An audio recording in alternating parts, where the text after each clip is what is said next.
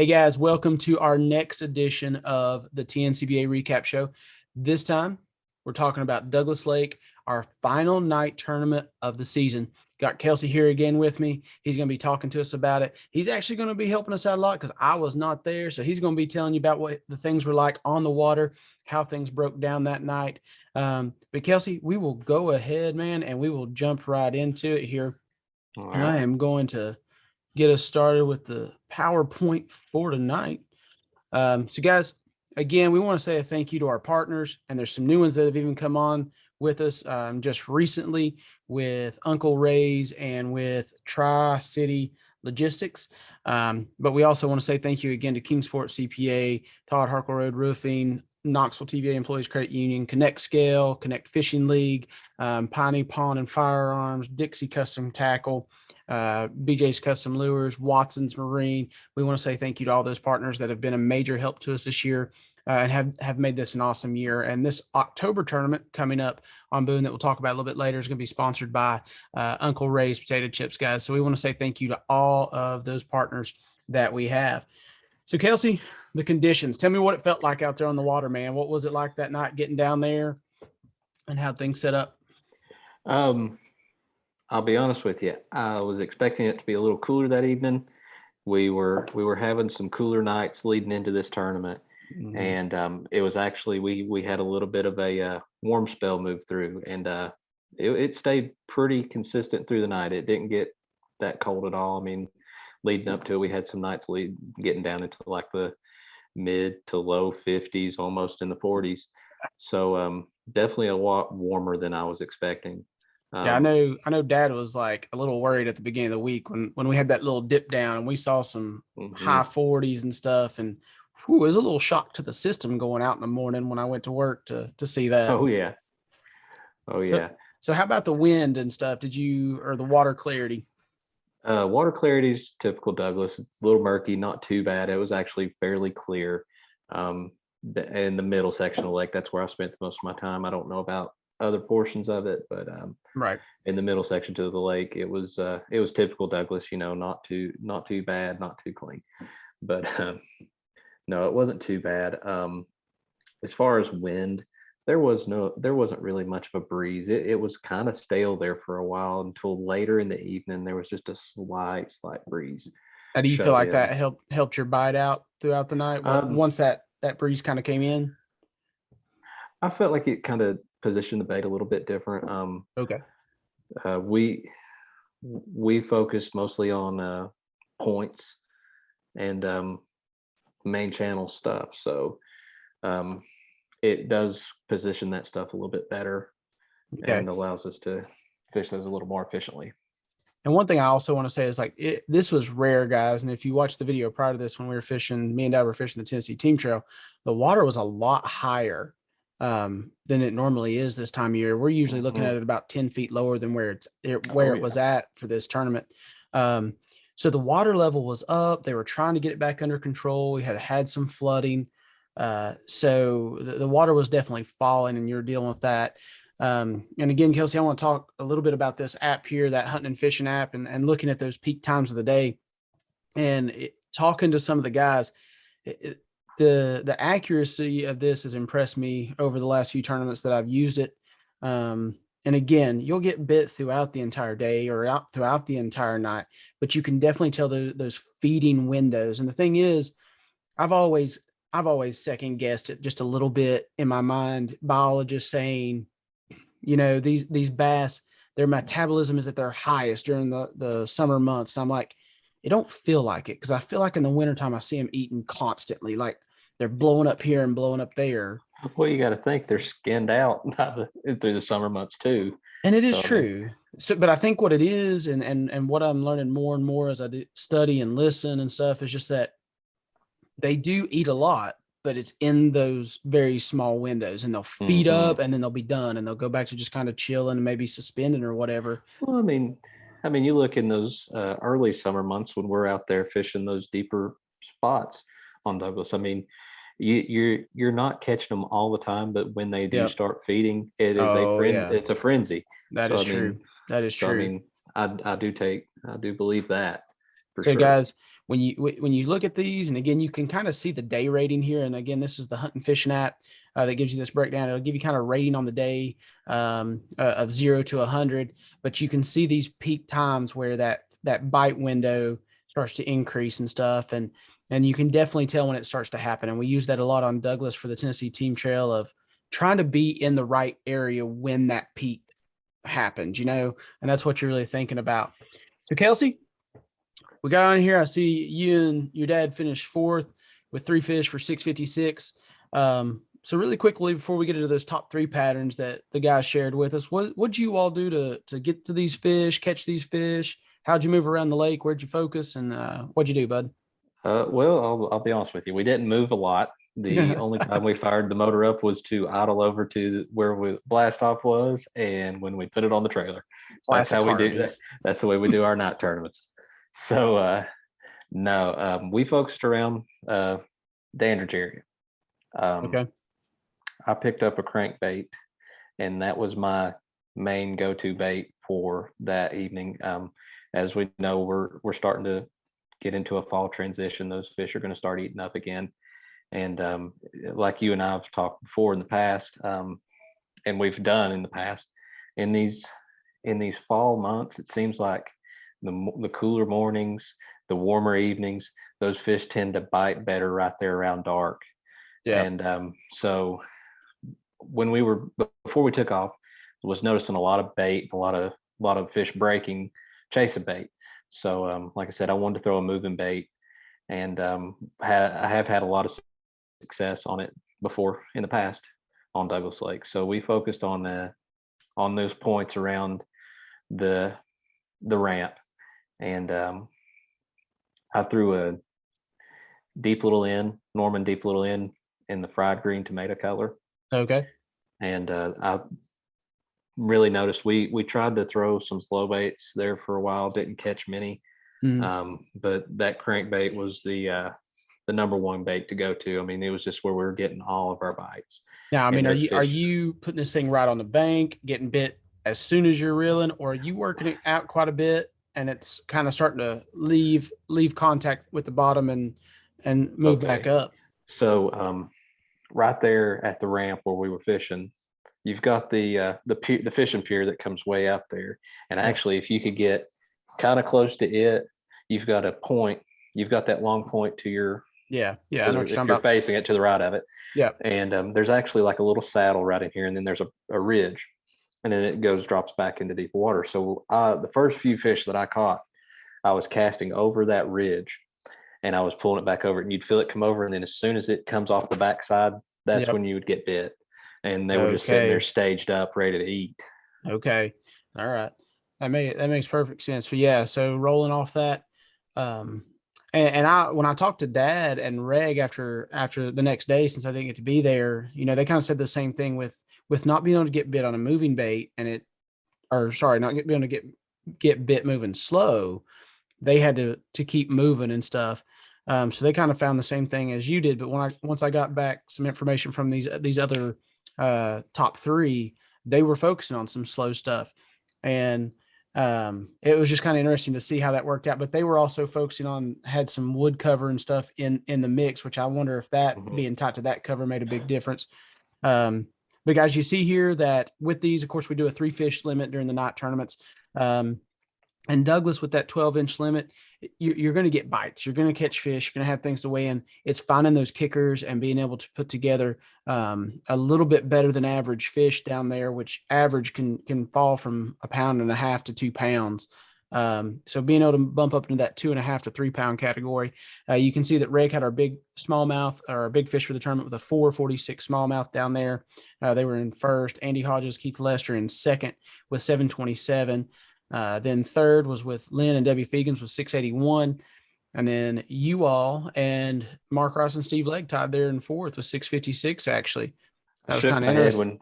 I shook my head when you was talking about that smallmouth, because that was a very nervous moment for me. Yes. When I saw that thing hit the scale, and I saw it go over 4, and then I saw 446, and I was like, whoa, too close. Hey guys, what Kelsey's talking about, those of you who don't know, is we have a competition going throughout the year that's sponsored by TVA Knoxville Credit Union, and It's for our big bass for smallmouth, our biggest largemouth, and our biggest spotted bass of the year. And right now, Kelsey's leading that with a four. I want to say seven. Is it the Four, 479? it's either 479 or I think it's 479. Yeah, so he's leading out with a 479 right now. So when that dropped on there, he got a little bit nervous because right now he's holding firm in that one, and it's looking good. So let's dive into these three patterns, Kelsey, and talk a little bit All right. about what you see here as far as what's going on. I know you typically you like to finesse, you like to fish Oh yeah. slow. You're very It comfortable in that. it's out of my realm when I'm fishing a crankbait all night. But I mean, it's just one of those things you got to go with what's working for you. You got to be versatile in that fact. Yeah. But the one thing that I did notice listening to you, focusing on this midsection or upper section, okay, all Mhm. three of these, and including you all, are from Dandridge up. And that's one thing I've started to look at, and I talked about in the last video, guys, was if you look at the results from this time of year, the consistency comes from up in the river. Typically now during that early summer and stuff, early spring, you can head down the lake, catch some big bags. But it just definitely seems like in this fall transition and later on in the year, until they get settled back down a little bit and the bait gets moved where it's going to go, the fish in the middle to upper section are a lot more consistent. And you can see here with Dad and Reg that they caught them on three different things: a chatterbait, a crankbait, just like you all did, a Ned rig later. I know that their big kicker fish came on the Ned rig a little bit later in the night, but they were focused on points with rock, and they were focused on that 0 to 10 foot. I know the one that Reg caught on the crankbait was in the same spot where Dad caught one of the keepers on the chatterbait, and that thing was on the bank. Like he had Mhm. literally thrown it up on the bank, gotten just a couple of cranks coming through those rocks, and he got slammed by that one of those keeper fish that they brought in. So they were focusing super shallow. Then you see that Hodge and Lester with a Texas rigged worm, which is always a player at night, Oh, yeah. still around rocks and laydowns though this time. And then you see laydowns playing with the Fegans, and they were kind of switching up between like a brush hog. They also talked about moving back down and caught a keeper fish, something to cull up on a worm later on. So Kelsey, when it comes to fishing that slow at night, all right, to you, what is the key? Well, you kind of already answered it for us. You all like to hang out in one spot and really Mhm. soak that area, right? Well, I mean, here's a couple things about it. Some people are uncomfortable with moving around at night, and I mean, here's the thing: if you know where there's some fish, and you know you can locate them, and especially at night, it's a safer move in one way. Yeah, But it seems like those night tournaments go by so quick, it's and you true. really just want to be able to first find fish, and if they're not there, that's when you start moving. But when you find fish, really settle in on them and Yeah, try to focus on those spots, because I mean it's just like any other time of the year. But kind of like in April, yeah, smallmouth are spawning, you're making little bitty casts. You just yeah. really want to work it to death in a way, Uh, because I mean Okay. you can Fish that always area thorough. yeah, you can always fish in behind people and catch fish, especially on a lake like Douglas. Right. I mean, there's just an abundance of fish. So I mean, And at night they're constantly going through that cycle of moving up, feeding, hmm pulling back out, and then like we exactly. said, you want to catch them when they're in those feeding windows.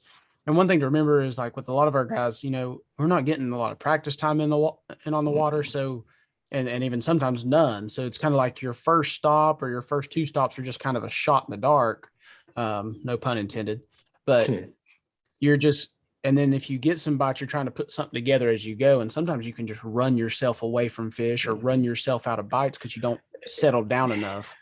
And that's the thing about it, is like, those fish, that if you're in a spot where there's always fish, and you're not sure on what time they're going to be showing up, or what the best time is to feed, they're going Yeah. to feed, you could miss it on that particular spot. And I mean, there's times when, especially on those night tournaments, you have those Yeah. spells where they just pop up and go, but you can load the boat.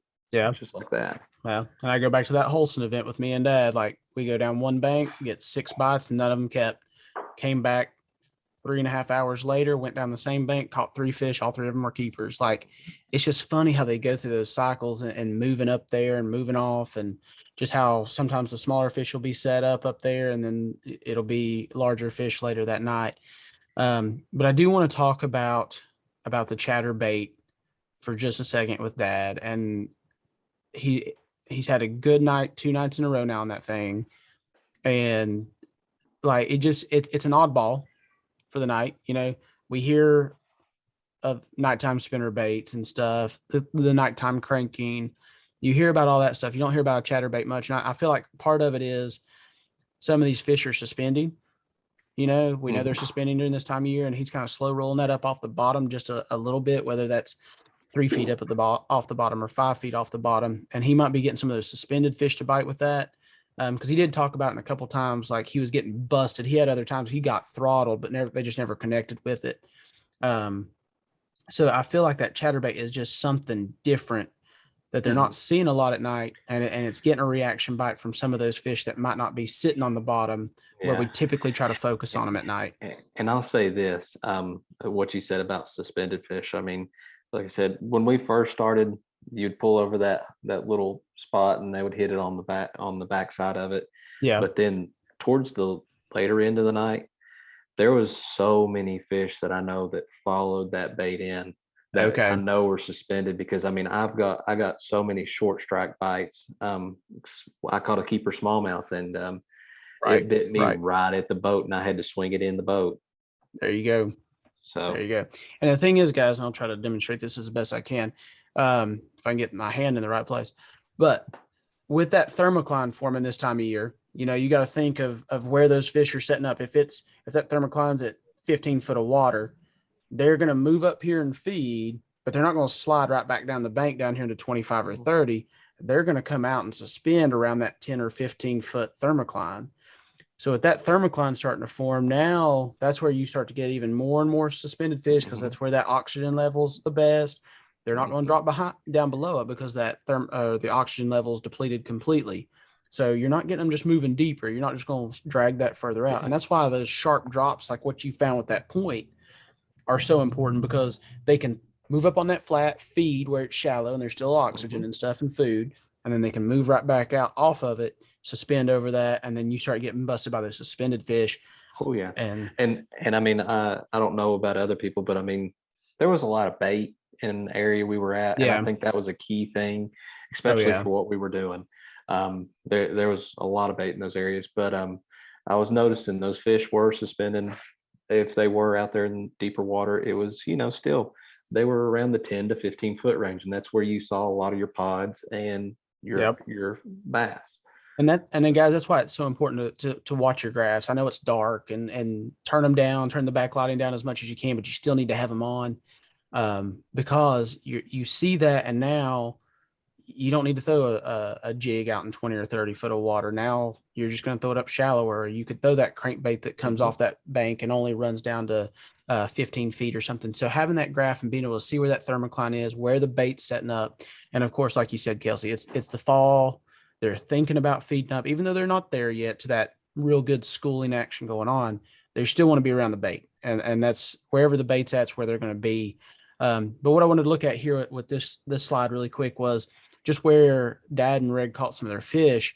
And the biggest thing to notice is main lake point, a secondary point still within a major creek channel here. Oh yeah. So they still want to be near that deep water. And I've been bad about it. And I know Dad has in the past, with me thinking, oh my gosh, they're going to the backs of the creeks. Let's just go all the way back here and see what's going on. And sometimes you'll find bait back there. But that bait is really, really bad about moving back there before the bass ever catch up. It's faster. It's always faster. Yeah. And you've got to kind of slow yourself down for that. Like some of that bait that goes back there immediately, the majority of your bass is still going to hang out here on these main lake points. They're still going to be close to that channel. And with our lakes that drop so much, with Douglas fluctuating 30 or 40 foot over the course of their year. And that water falling, they're not going to run right back there, because as even you can see in this Google Earth picture, these fish aren't going to have any water back there later on this winter. So I just wanted to look at that, and you can just kind of see the commonality amongst Main Lake points, and you saw that with Hodges and Lester, Lynn and Debbie, that they were still kind of hanging around that main channel or major secondary points in these creek channels. Well, I mean, if you look right there at the place right there in Indian Creek, right there at the bridge, that's more of a funnel point too. So I mean, you got to think when they're pulling that water, there's a place for current.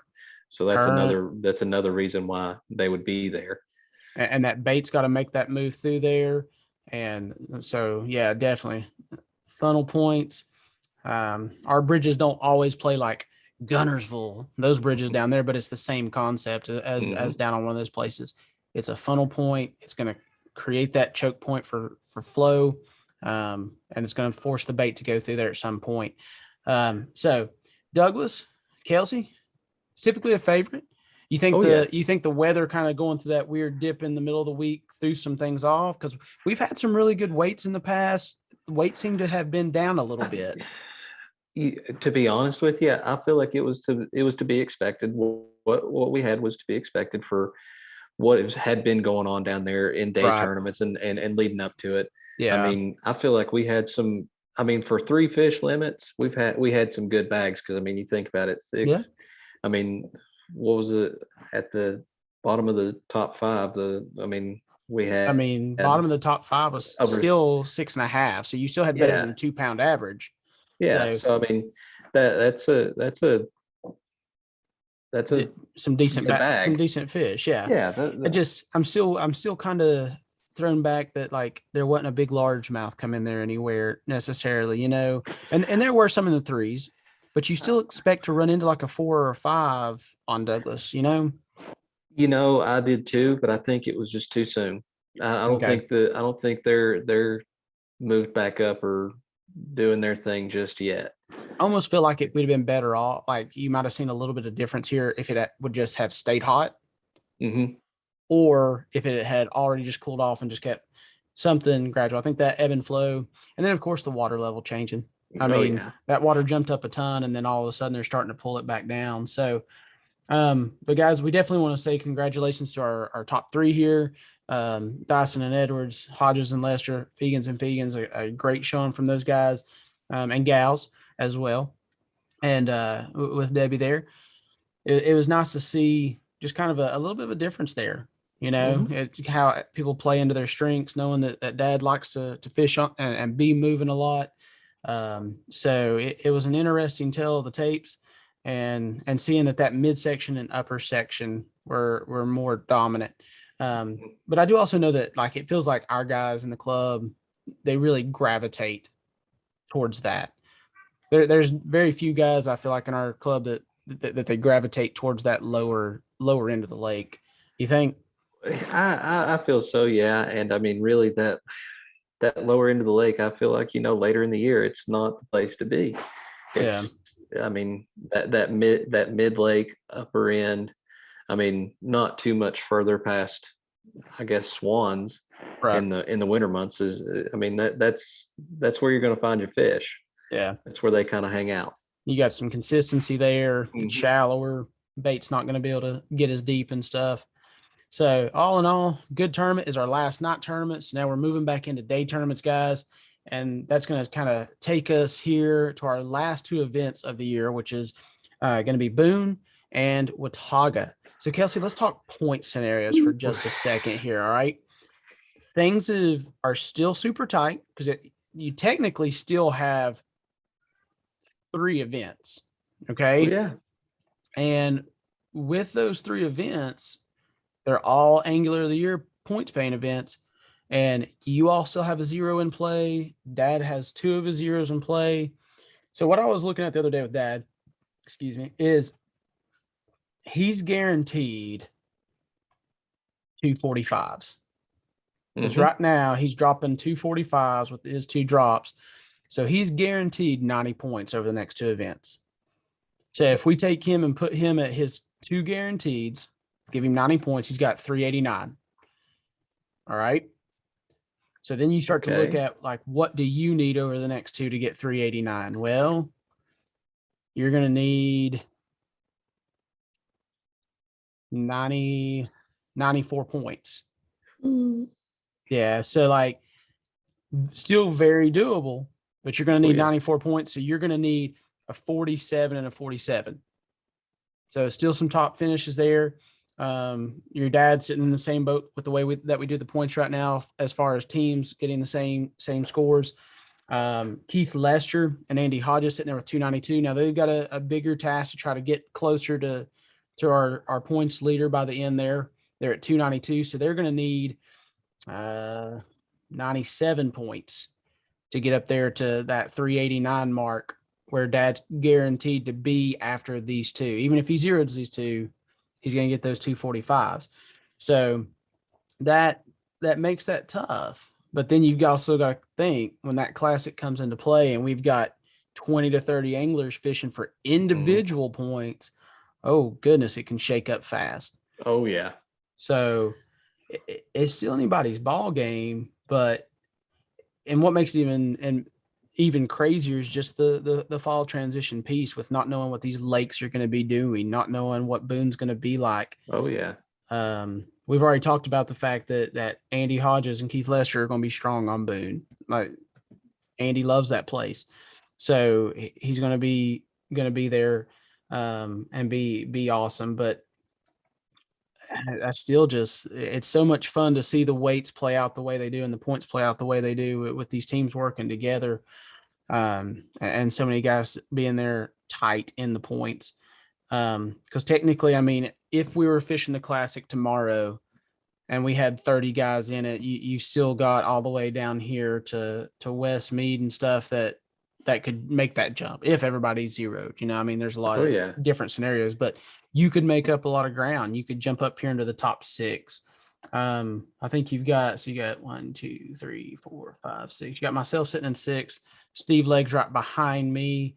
And there's a little bit of a gap starting to form between the top 6 and that remainder, but there's still time for them to try to jump in there, especially because now I've used up both of my drops. So since I've got 2 zeros in the bag there at some point, 2 zeros in these last 2 events. If I slip up at all, or me and dad slip up, he still gets 45 points, but I lose. I take on a 0. So I drop way out of there. So how you feeling, Kelsey, going into these last couple? Nervous? I mean, I'll cut the chatterbait off dad's rod. I'll tell him he can't fish with that anymore. You just got to nick his line a little bit. No. I don't want to nick his line, because them $16 chatterbaits, I ain't losing the bait for it. I'll just cut it off and tell him he can't have it. I'll say, "Oh, we forgot to put him in the boat today." Yeah. It's just like I demoralize him so often. He's like, "Hey, I think I'm gonna put on a silver buddy." I'm sorry, Dad. They're not in the boat. I don't even have the silver buddy box anywhere close by. He's going to get wise and start packing his own bag. He is. He's going to start sneaking them in the boat, and it's going to be like contraband. I'm going to have to start like frisking him, patting him down. Like, what do you got in here? I'm going to treat it like he's got cocaine. Yeah, no, I'll be honest. It's a little nerve wracking. I mean, I've been close to it before. I mean, I'm not going to lie. I wouldn't mind getting up there in that top part. Yeah, that top position, because I mean, that's something that's always eluded me. I've always been close, and I want it, but I want to play the fair game too. I think, not cut his line, or have me knock off some. Now, I mean, throw a few dollars my way. I can get sloppy with a net here and there, dude. Well, heck, I mean, on this last Douglas tournament, I mean, the first keeper we put in the boat, I had it sitting there at the top of the water, and Dad scooped the net under it, and the bait went flying out, and it's just sitting there at the top of the water, wasn't even in the net. And then finally he scooped up the fish, and there was our first keeper of the night. So yeah, that was a good net job. Dad. That was a good net job. Good job, Bob. Good job, Bob. But no, I still love it, guys. I mean, we're fishing a club thing. there's no big money on the line. There's nothing like that, but you still feel the butterflies. You still Oh feel yeah. the pressure.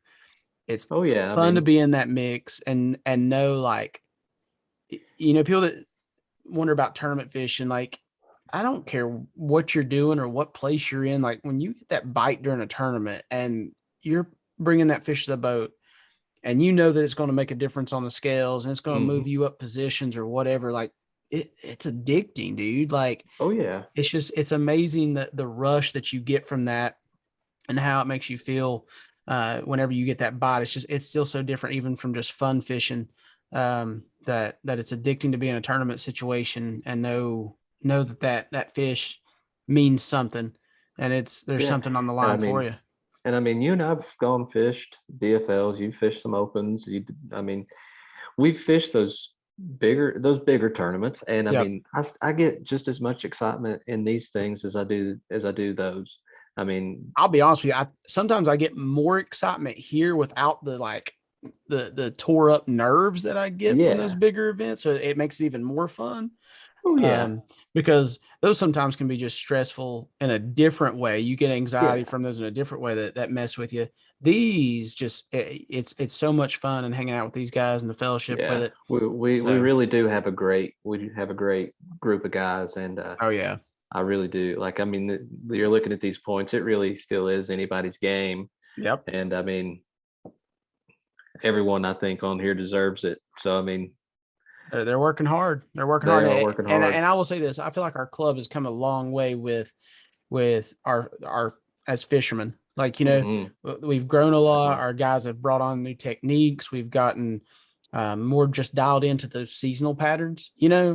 Consistency from guys. It just seems like that consistency is there more and more. So that takes us to our next wild card.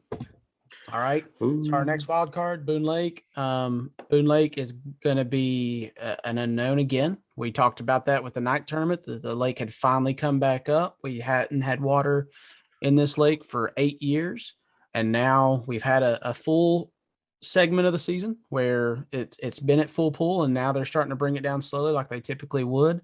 And I was talking to Kelsey even earlier before we started the show, like, gosh, it's starting to look good coming across Blue Hmm. Bridge there at the flea market and stuff. Just starting to see some more of that pea gravel and some of those stick ups and stuff, and that water pulling down. It's looking good. But as far as, like, what I'm thinking, Kelsey, I still feel like, similar to what we saw at Douglas, the points are going to Hmm. play near the main channel. Um, Maybe some short pockets on the main channel. I'm not going to necessarily be focusing way back in any of the creeks. I don't think necessarily. Somebody may find something back there. There's Yeah. always that chance. Um, but I'm going to be focusing my time on those short pockets and those points where that bait is at. Yeah. And and another thing to look at on this lake is there's several little like flat flat areas that you Yes. got your shallow areas that are right there next to main lake stuff. Yep. Yep. And I mean, especially in the morning and throughout the day, those fish are going to pull up on those spots and push that bait up there because that's what you got to be looking for. They're going to be bait oriented. That it's Yeah. not going to be a tournament that I really feel like you can just go out and throw a jig or a tube all day. You're gonna have to Yeah. grind and work for them and stick to probably some moving baits. I really feel Yeah. like it's going to be a moving bait tournament. And even if you get a jig bite going, I still think you're going to be around bait. Like, you're going to be Hmm. around that Yeah, forage. It's not like you're yeah, going to be somewhere seeing nothing on your graphs and you're still wearing them out on a jig. You're still going to be close to bait. Because if we are getting to that time of year. I know next week's supposed to cool down again. I think 75 is like the high, and it might be cooler here. I've yeah. been looking at Chickamauga. That's where me and Dad are heading next week for a 1 day deal, but it's going to cool off again. So we're going to start to have some post frontal deals. We're going to have some super bluebird high pressure stuff. So you may get really tight to cover with a jig, but again, you're going to be close to that bait. School in action. I personally believe somebody, even though I know it's October. You listen to Brad Burkhart stuff when he talks about what he likes to do once it changes over to October. You're gonna have to have a top water on the deck of the boat Hmm. all day long. And Oh if yeah. you don't, like, you're gonna hurt yourself because you are gonna be you're gonna miss out on some bites because of it. Hmm. Okay. So I think you need to have a top water on the deck all day long. You got to be prepared for a grind mentally, like you already said.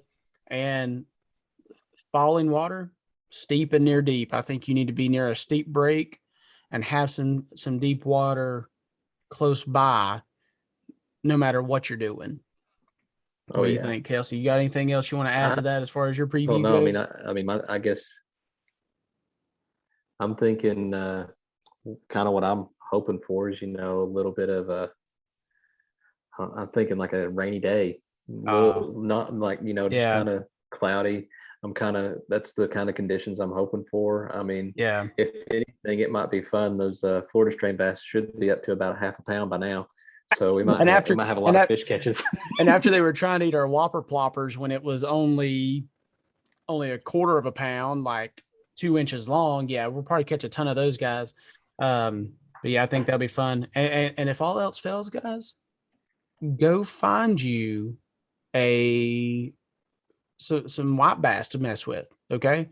Or some big hybrids, man. Those guys will keep you entertained all day long if you get bored. But I'm with you. It's going to be a grind. We're going to be out there working hard. We are going to have to look for the bait. We're going to have to find the bait, stay around the bait. And for me, I like to fish moving baits. I like to keep a crankbait in my hand, a spinner bait in my hand. A jerk bait's gonna play in this one, I think, as well. You still got a lot of timber out there somewhere. Well, that is true. That is true. I'm thinking, probably throwing spinnerbait and square bill more or less, in some shallower areas. Hopefully they'll be pushing up. And I'm thinking, Papa or Long A is probably going to be one of those baits that I'll throw quite a bit, because that does play in on Boone quite well. Definitely. All right. So let's start to wrap this thing up. Win and wait. What are you thinking? We're going back to 5 fish. So I'm going to say. Going back to 5 fish. I'm going to say. Oh, you wanted to say a big weight there, and I don't. Ooh. Yeah. I heard 16. I'm going to say 12 and a half. 12 and a half. Okay. I think it's still going to be a little bit smaller, but I think that's going to be, you're going to have a 2 pound. I can get with that. With a good size. I was like, man, 16 would be awesome if somebody could bring 16 to the scales, but I don't know. I just feel like that's going to be a tough pull to get over 13, 14 pounds unless somebody runs into a really big kicker. So, but I agree. I think going back to 5 fish, I think if you can go out there and get you a 2.5 pound average, I think you'll have a really good shot at winning this thing, just because I think we're still going to be in that transition and stuff. So I agree with you. But guys, we're going to go ahead and wrap this thing up. Had a great time tonight talking about Douglas, previewing Boone for you all. I hope y'all come out and hang out with us at the next meeting. I think that's going to be the 11th of October on that Monday night. And then I hope you come out and fish with us at Boone Lake. We hope to see y'all there. We want to say thank you even in advance to Uncle Ray's for sponsoring this for us. Guys, it's been fun. I can't say that I'm sad to see the night tournaments go and get back to the daylight. But Kelsey, brother, what advice do you have for our anglers to help them get through this spooky fall transition, my friend? Put your big boy pants on and don't be scared to get out there, because it's going to be fun. Oh, put your big boy pants on and maybe bring a change of underwear, because it might get a little hairy. Bit. All right, guys. All right, guys. Y'all have a good one. We'll talk to y'all later.